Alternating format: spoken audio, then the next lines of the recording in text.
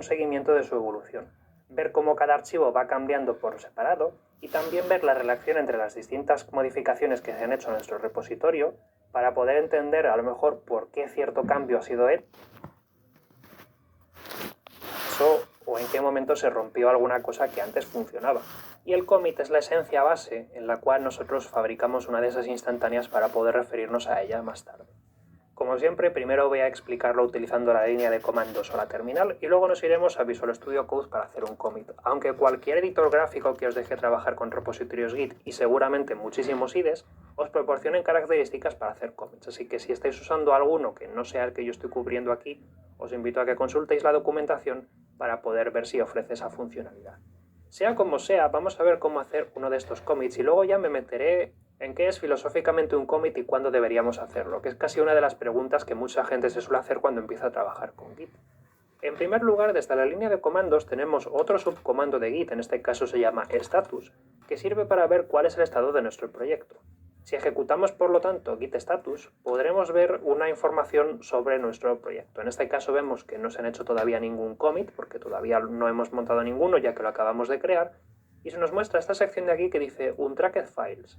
Los Untracked Files son archivos que forman parte del proyecto y que Git se ha dado cuenta que no estamos siguiendo con la base de datos, y nos va a invitar a incorporarlos al repositorio para poder hacerle un seguimiento. En este caso, por ejemplo, me muestra estos 5 archivos, donde los más importantes son el index.js y el package.json, que son archivos que sí me gustaría hacer un control. También nos informa de cómo podemos hacer para indicarle a Git que queremos hacer un seguimiento de esos archivos. Y aquí es donde viene una de las preguntas que mucha gente se hace. ¿Qué archivos tengo que meter en mi repositorio? No todos los archivos tienen por qué ser metidos, ¿vale? Por lo general vamos a querer meter en Git únicamente los archivos que tengan que ver con nuestro código. ¿Eso qué quiere decir? Pues que si estáis trabajando con un lenguaje de programación, como por ejemplo Kotlin, Java, Scala, seguramente hay archivos .class o archivos .jar o una carpeta llamada build si estáis en Android. Normalmente no querréis meter los APKs de vuestra aplicación en el repositorio, porque al fin y al cabo es código compilado, es código que no habéis programado vosotros, lo ha programado la máquina. Y Git está para controlar nuestros cambios, no los cambios de la máquina. La máquina si quiere usar Git que se abra una cuenta también, pero de momento solo vamos a registrar nuestros propios cambios. Similarmente, si estáis trabajando con Python, seguramente solo tendréis interés en hacer un registro de los archivos que terminen en .py. Pero tened en cuenta que Python a veces compila el código y aparecen archivos .pic o .pio. Normalmente ese código no lo queremos incorporar a nuestro repositorio por la misma razón, porque no es código que hemos escrito nosotros, no tiene por qué fallar. En este caso, por ejemplo, hay un archivo llamado .dsstore que me voy a saltar. La gente que utilice macOS a lo mejor conoce este archivo, por alguna razón aparece cada vez que tocas cualquier directorio, pero en este caso a mí no me interesa, ese archivo no vale para nada y seguramente mis compañeros de trabajo que estén usando Windows o Linux no entiendan por qué he metido ese archivo. Así que voy a ignorarlo. Pero el resto sí que me puede interesar insertarlos para poder asegurarme de que llevo un seguimiento de los cambios que le hago.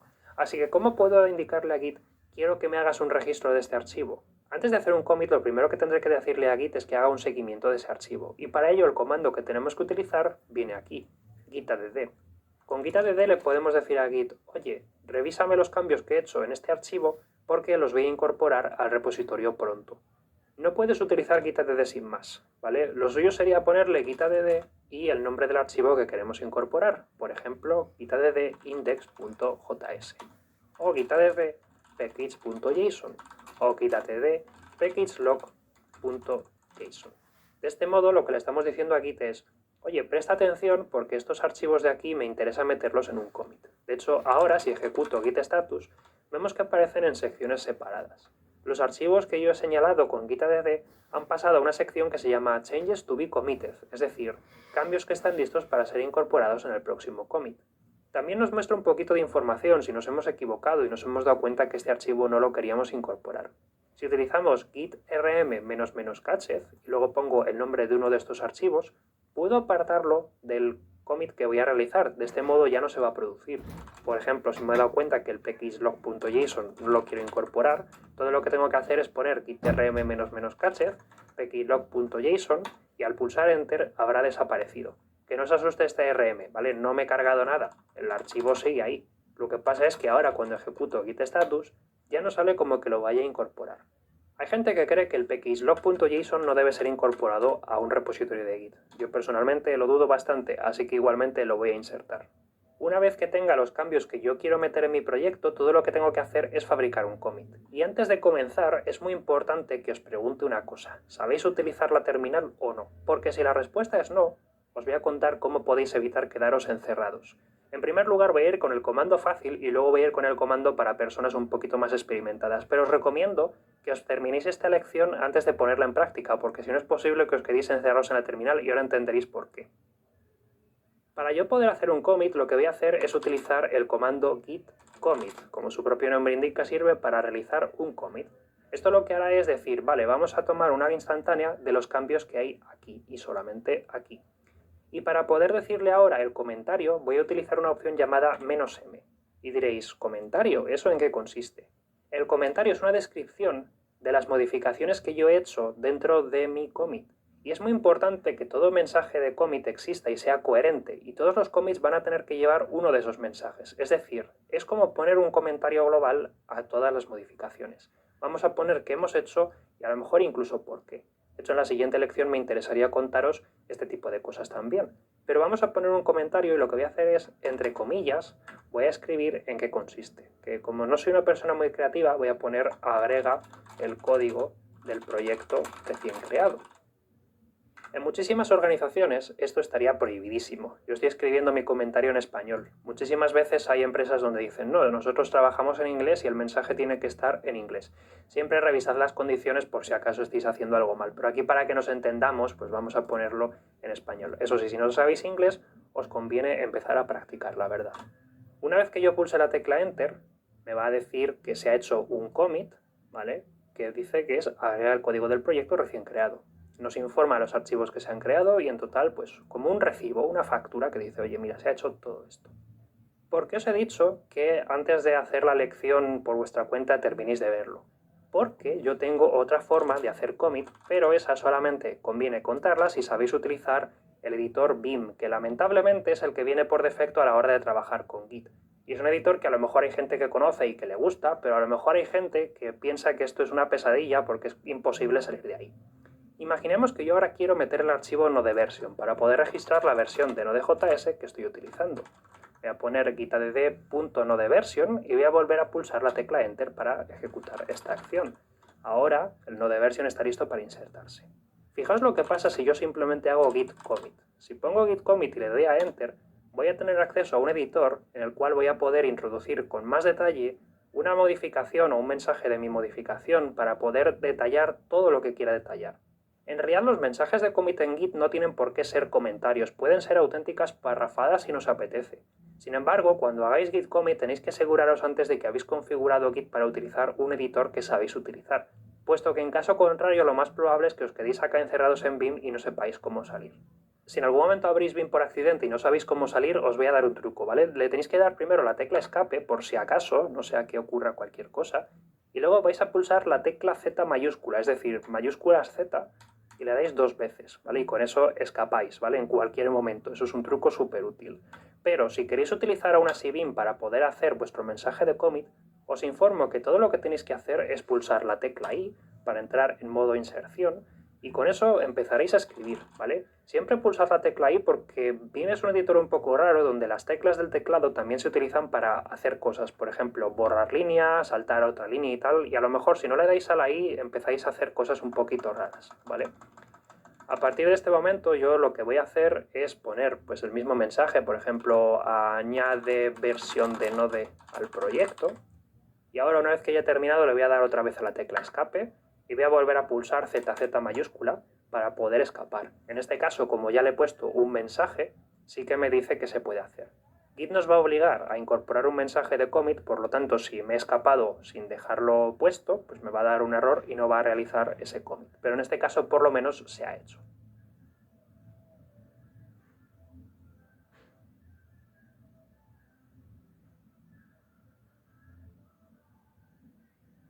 Vale, muy listo por mi parte porque he terminado la lección anterior y me he dado cuenta de que no os he contado cómo hacer esto mismo, por ejemplo, en Visual Studio Code. La verdad es que Visual Studio Code es mucho más fácil para realizar commits que la terminal, sin duda alguna. En Visual Studio Code, una vez que tenemos montado un repositorio, vemos esta sección aquí en la parte que dice Source Control, donde vemos las distintas modificaciones que se han hecho en nuestro repositorio y tenemos la posibilidad de incorporar esas modificaciones a un commit. Si habéis visto la lección sobre terminales, sabréis que con el comando quitadd y con el comando quitrm podéis quitar modificaciones de un commit a punto de introducirlas. Pues en el caso de Visual Studio Code es muchísimo más directo. Fijaros que en la sección Changes aparecen varios archivos que son los que se han tocado y en cada archivo aparece una tecla que pone más aquí en la parte derecha. Si nosotros queremos señalizarle a Visual Studio Code que nos interesa meter ese archivo en el próximo commit, todo lo que tengo que hacer es pulsar el botón del más para así ir marcando cada uno de los archivos que quiero incorporar. En este caso, por ejemplo, voy a meter el index y los pkjsons. Si en algún momento meto un archivo que me he equivocado y no quiero meter, siempre le puedo dar a la tecla menos que aparece en la parte de arriba para volver a moverlo abajo. Es decir, que al final estamos jugando con la sección Stage Changes, que son los cambios que vamos a incorporar al commit, y la sección Changes, que son los cambios que no. Una vez que tenga listo mi commit y que quiera empezar a componerlo, todo lo que tengo que hacer es escribir aquí el mensaje de mi commit, de una forma completamente natural y similar a como hacíamos en la terminal. Aquí voy a poner agrega, si soy capaz de escribirlo bien, claro, los primeros cambios a mi repositorio. Puedo contar simplemente esto, puedo enrollarme y contar más cosas, eso ya depende un poco de cada proyecto y de cómo seamos y de cómo nos interese utilizar Git. Pero lo importante es que si pulsamos el botón azul que pone commit, haremos un commit, es decir, incorporaremos una de esas modificaciones al repositorio. Una vez que pulsemos commit, el historial se ampliará con los cambios que hemos comiteado. Y como veis, desaparecen de acá porque no ha habido ninguna modificación que hacer. Eso sí, si yo ahora cambio cualquier otro archivo, automáticamente volverá a aparecer acá porque se ha hecho una modificación. Se han insertado cosas que no estaban y que dirá, oye, esto es nuevo, ¿quieres que te lo siga o no lo seguimos todavía? Al margen de lo que metamos, siempre en la sección de explorador de proyecto tenemos una pestaña llamada Timeline en la parte de abajo, donde veremos las distintas modificaciones que se han hecho en nuestro proyecto. Por ejemplo, si yo pulso el botón Refresh para que vuelva a aparecer, vemos ya que ese agrega los primeros cambios a mi repositorio se ha establecido aquí como un elemento en la línea del tiempo. Esta es una de las razones por las cuales es tan importante escribir correctamente los mensajes de commit, puesto que otras personas a lo mejor van a necesitar leer esos mensajes para entender por qué un archivo ha sido modificado.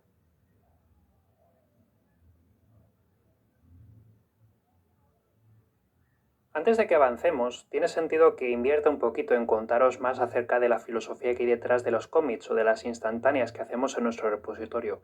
Y como no nos quedan PowerPoints, pues todo lo que vamos a hacer es escribir texto en el editor de textos. ¿Por qué no? En primer lugar, quiero hablar de cuándo es buena idea hacer un commit. La verdad es que la idea de cuándo hacer un commit es un poquito subjetiva, porque al final depende mucho tanto de cómo te guste programar como de en qué estés trabajando. Por lo general puedes hacer un commit cuando quieras. Nadie te va a obligar a hacer un commit cada 3 horas o nadie te va a obligar a esperar al último momento para hacer un commit. Puedes hacer un commit cuando lo necesites. Ahora bien, te será mucho más útil Git si haces los commits en un momento concreto que te pueda ayudar posteriormente a identificar esas partes concretas de alguna modificación que hayas realizado para poder distinguirlas de las demás. Por eso, vale la pena hacer un commit para separar y destacar los cambios que hayas hecho. Es decir, si tú has hecho distintas modificaciones a una plantilla HTML, como por ejemplo, primero has tocado el buscador, luego has tocado la sección del feed de noticias y luego has tocado la sección de la página de contacto, tal vez te interese hacer un commit cada vez que hagas una de las secciones, porque así luego podrás ver por separado las modificaciones de un apartado de la web, las modificaciones de otro apartado y las modificaciones de otro apartado. Y eso es bastante más práctico que simplemente aglutinar 20 modificaciones en el mismo commit, porque si en algún momento tienes que volver atrás, que es una cosa que con Git podemos hacer muy fácilmente, va a ser más complicado porque no volveremos atrás en una cosa, volveremos atrás en 20 cosas, y eso a lo mejor pues puede que le quite valor al potencial que nos puede aportar Git. También es habitual hacer un commit de todo, incluso si es necesario, cuando estamos a punto de hacer una modificación bastante complicada que a lo mejor puede que no salga bien. Por ejemplo, si estás a punto de actualizar todos los paquetes de tu pkJSON, a lo mejor no tienes la confianza de que vaya a salir bien o de que quizá dé demasiados errores y te rindas y quieras pedir ayuda a un compañero de trabajo.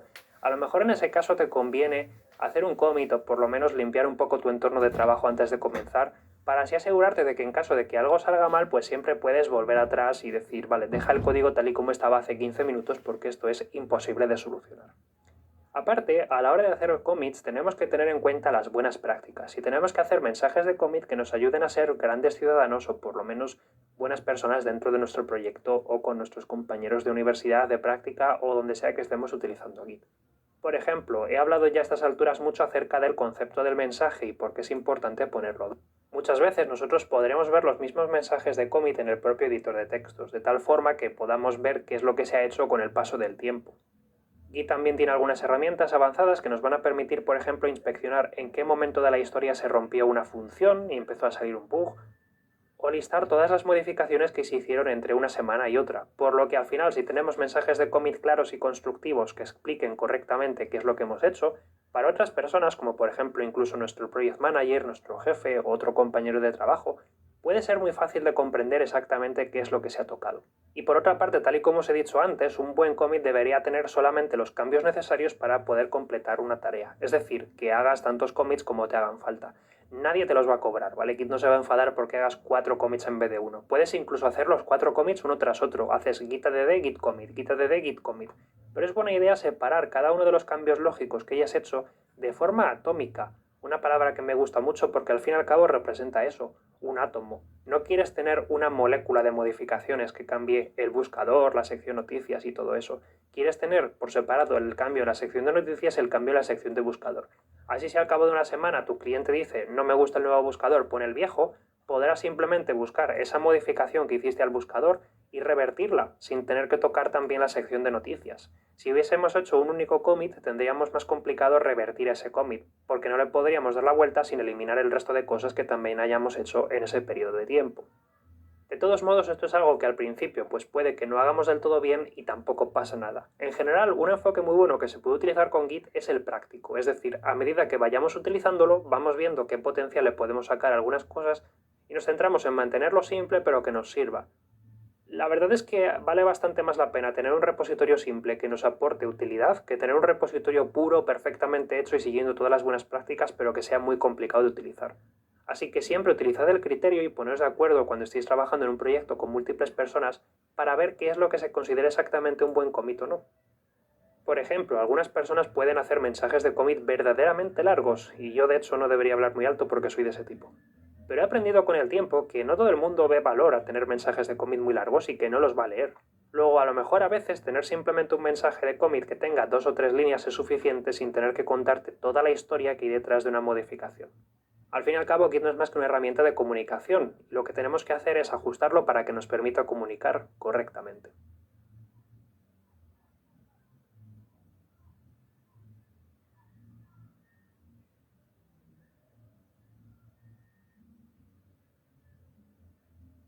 Uno de los comandos más importantes que a medida que estemos utilizando la terminal y Git tendremos que conocer es cómo ver una lista de los distintos commits que se han hecho en el repositorio.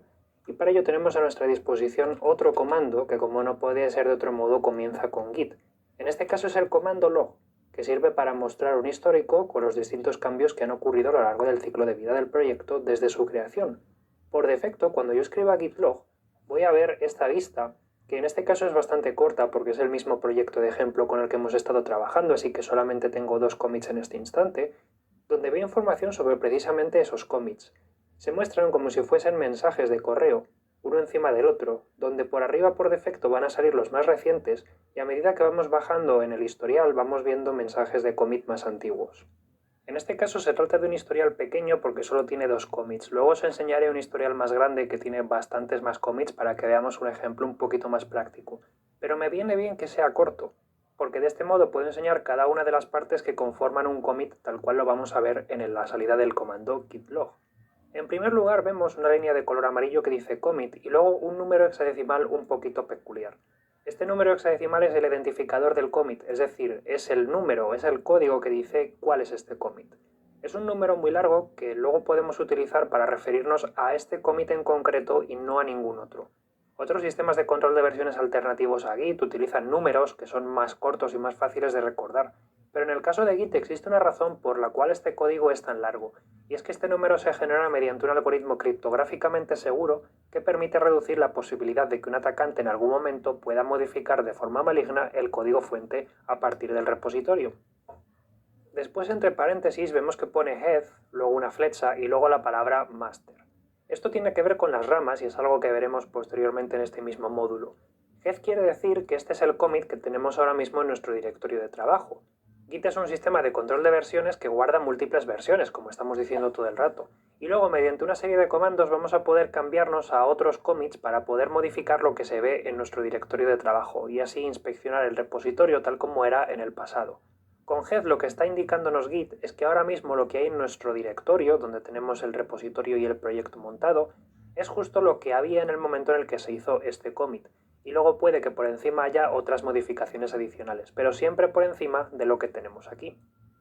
Después vemos el autor y la fecha a la que se hizo ese commit. Como os dije, en el caso de que tengamos un proyecto con múltiples personas es bastante útil poner un nombre y una dirección de email porque por lo menos así podrán saber quién es la persona que hizo esa modificación. Y luego veremos el contenido del commit tal como lo pusimos en el mensaje. Esto se repite para cada uno de los commits del proyecto así hasta llegar al final. Existe una razón por la cual este número es tan complicado de recordar. De hecho, va a ser imposible recordar cada uno de los 32 o 40 caracteres que conforman el número de un commit. Sin embargo, la principal razón por la que esto está hecho así es porque, como digo, se ha generado mediante un algoritmo criptográficamente seguro, donde para generar este identificador se ha utilizado como entrada también el contenido del propio commit. Es decir, si yo fuese un atacante y quisiese cambiar, por ejemplo, la fecha o la hora a la que se hizo este commit, de hecho, vamos a ponernos en un ejemplo más concreto. Imaginemos que yo quiero falsificar la hora de este commit para hacer como que, pues yo qué sé, estaba trabajando ayer o estaba trabajando esta mañana bastante pronto. Sería imposible de hacer sin que alguien se dé cuenta, porque debido a que la fecha también se utiliza como parte del algoritmo, si yo cambiase alguno de estos números, el identificador del commit también cargaría. El identificador del commit también se cambiaría. Y eso significa que alguien se daría cuenta de que ha habido alguna modificación porque de repente no funciona. Si alguien de los aquí presentes conoce la teoría que hay detrás de las blockchains y cómo supuestamente son imposibles de modificar, pues exactamente es el mismo principio. De hecho, hasta cierto punto, el historial de commits de Git se comporta como si fuese una blockchain. Debido a que se trata de un historial un poquito más corto, he decidido clonar en mi ordenador el código fuente de Angular, que es una biblioteca de front que puede que algunas personas aquí conozcan. Y voy a hacer lo mismo, voy a ejecutar git log para ver un ejemplo real un poquito más práctico.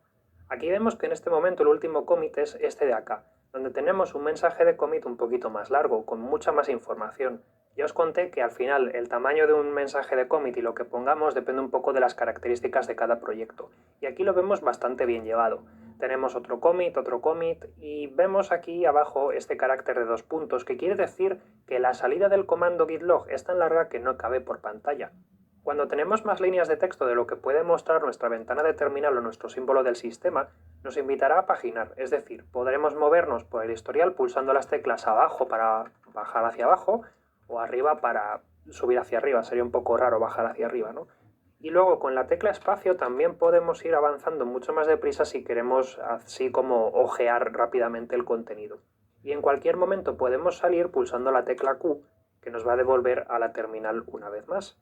En este caso podemos ver los distintos mensajes y podemos ver qué es lo que ha ocurrido. Pero si quisiésemos ver el contenido de un commit concreto, todo lo que tendría que hacer es escribir git, después el comando show, ¿vale?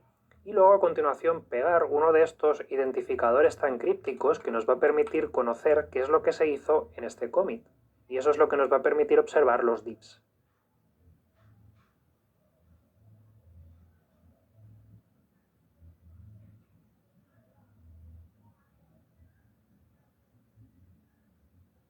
El div es una de las partes más importantes de Git. De hecho, cuando luego utilicemos GitHub y empecemos a hacer cosas como code reviews, muchas veces vamos a trabajar con divs, así que vale la pena que entendamos por un momento qué es exactamente un div. Un div, que es una palabra que se escribe así, con 2 Fs, es la diferencia entre 2 versiones de un archivo, ¿vale? Y es un concepto que al principio puede ser un poco extraño de comprender, pero que si lo vemos visualmente va a tener mucho más sentido. Voy a abrir de nuevo mi proyecto y voy a abrir de nuevo el archivo index.js. Este archivo ya lo metí en mi commit hace un tiempo, por lo tanto en la sección source control no me sale porque no he tocado nada. Sin embargo, ahora voy a hacer una cosa de la cual hablaré en detalle ya un poquito más adelante. Voy a modificar mi archivo index.js y voy a insertar más cosas. Por ejemplo, función hola, vamos a poner return true. En este caso, como veis, aparece una línea de color verde en la parte izquierda que significa que se han insertado líneas respecto a lo que había en Git. Cuando nosotros en Visual Studio Code conectemos un repositorio de Git con nuestro proyecto, veremos este tipo de detalles. Las líneas nuevas, que forman parte de algo que todavía no se ha metido en un commit, aparecerán de color verde, así podremos ver fácilmente que son nuevas. Cuando yo guardo esto, aparece otra vez en el source control el archivo index.js. Y tiene sentido porque he hecho una modificación al archivo, así que Git me va a preguntar, ¿quieres incorporar los cambios al historial o lo mantenemos tal cual como está ahora? Si pulso sobre index.js desde la sección source control, entonces es cuando veo uno de estos divs. Y si lo pongo a pantalla completa tal vez lo veamos mejor.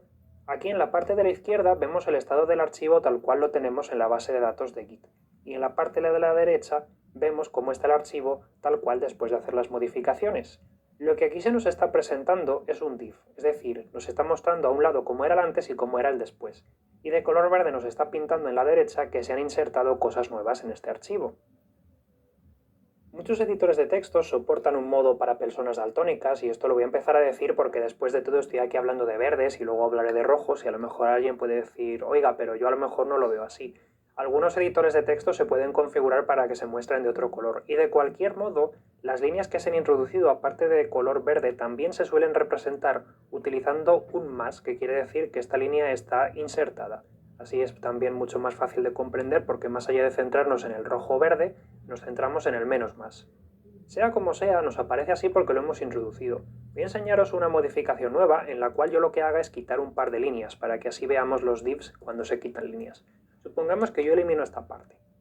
Nos aparece este triángulo de color rojo que se convierte en un cuadrado cuando yo pongo el ratón encima. Esto significa que se ha eliminado código fuente de este archivo respecto a lo que había en el historial de Git. Y lo vamos a ver representado de este modo. Si yo lo vuelvo a abrir, vemos que a la izquierda nos aparece de color rojo, con unos menos a la izquierda, y a la derecha directamente no nos aparece. Lo que nos está diciendo es que se ha transformado esto eliminándolo completamente del archivo, y es como se representa en un div el haber quitado algo. Aparece en la izquierda y en la derecha no aparece. Por último, también voy a probar a hacer una modificación que sea directamente dentro del mismo archivo, cambiando una línea por otra. En este caso voy a poner mi nombre en el campo autor y lo voy a guardar. Ahora nos aparece de color azul para indicar que se ha modificado, es decir, he cambiado el valor por otro.